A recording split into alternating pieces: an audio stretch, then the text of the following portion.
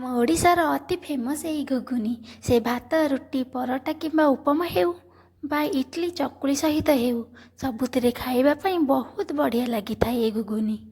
ମାତ୍ର 15 ମିନିଟ୍ରେ ଆଜିର ଏହି ଘୁଗୁନି ବନେଇକି ରେଡ଼ି କରିବା। ଚାଲନ୍ତୁ ଷ୍ଟାର୍ଟ କରିବା ଆମର ଏ ଘୁଗୁନି। ନମସ୍କାର, ଆପଣମାନଙ୍କୁ ରାନୀ କିଚେନ୍କୁ ସ୍ୱାଗତ। ଯଦି ଆପଣମାନେ ମୋ ଚ୍ୟାନେଲଟିକୁ ସବସ୍କ୍ରାଇବ୍ କରିନାହାନ୍ତି, ସବସ୍କ୍ରାଇବ୍ କରିଦିଅନ୍ତୁ। ପାଖରେ ଥିବା ବେଲ୍ ଆଇକନ୍ଟିକୁ କ୍ଲିକ୍ କରିଦିଅନ୍ତୁ। ସାଙ୍ଗମାନଙ୍କ ସହିତ ସେୟାର କରିଦିଅନ୍ତୁ। ଚାଲନ୍ତୁ ଷ୍ଟାର୍ଟ କରିବା ଆମ ଓଡ଼ିଶାର ଅତି ଫେମସ୍ ଘୁଗୁନିକୁ।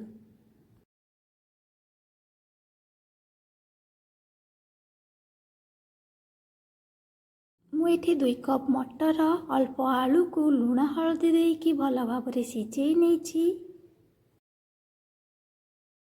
ଗୋଟେ ବଡ଼ ସାଇଜ୍ର ପିଆଜକୁ କାଟି ନେଇଛି, କିଛି ଧନିଆ ପତ୍ର କାଟି ନେଇଛି, ଅଦା ରସୁଣ, ବଡ଼ ସାଇଜ୍ର ଟମାଟୋକୁ କାଟି ନେଇଛି। ଏସବୁକୁ ଭଲ ଭାବରେ ପେଷ୍ଟ କରିନେବା। ଗୋଟେ କଡ଼େଇରେ 3 ରୁ 4 ଚାମଚ ସୋରିଷ ତେଲକୁ ଗରମ କରି ନେଇଛି। ତେଜପତ୍ର ଫୁଟେଇ ଦେଇଛି, ଶୁଖିଲା ଲଙ୍କାକୁ ଫୁଟେଇ ଦେବା। ସେଥିରେ ପେଷ୍ଟ କରିକି ରଖିଥିବା ମସଲାକୁ ମଧ୍ୟ ଆଡ଼୍ କରିଦେବା। ମସଲା ଦେଲାବେଳେ ଗ୍ୟାସ୍ର ଫ୍ଲେମ୍କୁ ସବୁବେଳେ ମିଡ଼ିୟମ୍ ସାଇଜ୍ରେ ରଖିବେ, ନହେଲେ ମସଲା ପୋଡ଼ି ଯାଇପାରେ। ଆମ ମସଲାକୁ ଭଲ ଭାବରେ ଏପଟ ସେପଟ କରିଦେବା, ନହେଲେ ପୋଡ଼ିଯିବ। ଦେଖନ୍ତୁ ମୋର ମସଲା ଟିକେ କଲର୍ ଆସିଲାଣି। ମୁଁ ଗୋଟେ ଟମାଟୋକୁ ଚପ୍ କରିକି ରଖିଦେଇଥିଲି, ସେଥିରେ ଆଡ଼୍ କରିଦେବା। ଟମାଟୋ ଦେଲା ପରେ ସବୁବେଳେ ଲୁଣ ପକାଇବେ, କାରଣ ଲୁଣ ପକାଇବା ଦ୍ୱାରା ସେ ଟମାଟୋ ଭଲ ଭାବରେ ମିକ୍ସ ଯାଇଥାଏ।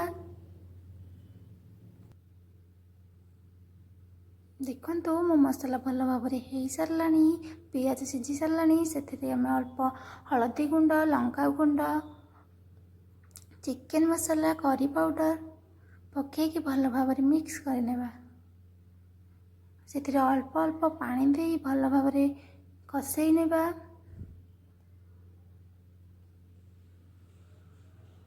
ମୋ ମସଲା ଭଲ ଭାବରେ ବାସ୍ନା ଆସିଲାଣି।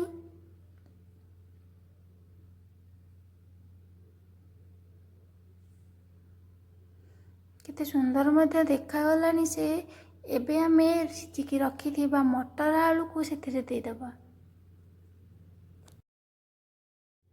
ମଟର ଆଳୁକୁ ଭଲ ଭାବରେ ଗୋଳେଇ ନେବା।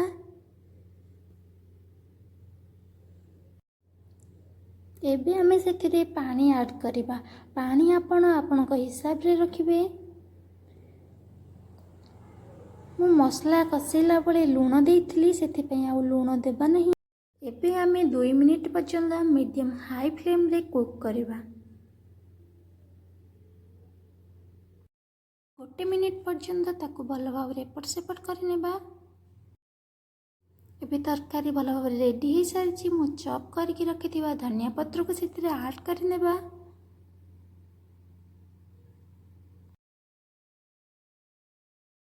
ଦେଖନ୍ତୁ ମୋର ରେଡ଼ି ହେଇସାରିଛି ଘୁଗୁନି। ଆପଣ ଏହାକୁ ବରା, ଇଡଲି, ଚକୁଳି, ରୁଟି, ପରଟା ଏବଂ ଭାତ ସହିତ ମଧ୍ୟ ଖାଇପାରିବେ। ଯଦି ମୋ ଭିଡ଼ିଓଟି ଆପଣମାନଙ୍କୁ ଭଲ ଲାଗିଥାଏ ତାହେଲେ ସବସ୍କ୍ରାଇବ୍ କରିବେ, ଲାଇକ୍ କରିବେ, କମେଣ୍ଟ କରିବେ। ପାଖରେ ଥିବା ବେଲ୍ ଆଇକନ୍ଟିକୁ ମଧ୍ୟ କ୍ଲିକ୍ କରିବେ, ଯାହାଫଳରେ ମୋର ସବୁ ଭିଡ଼ିଓ ଆପଣମାନେ ପ୍ରଥମ ଦେଖିପାରିବେ। ରହିଲି, ନମସ୍କାର।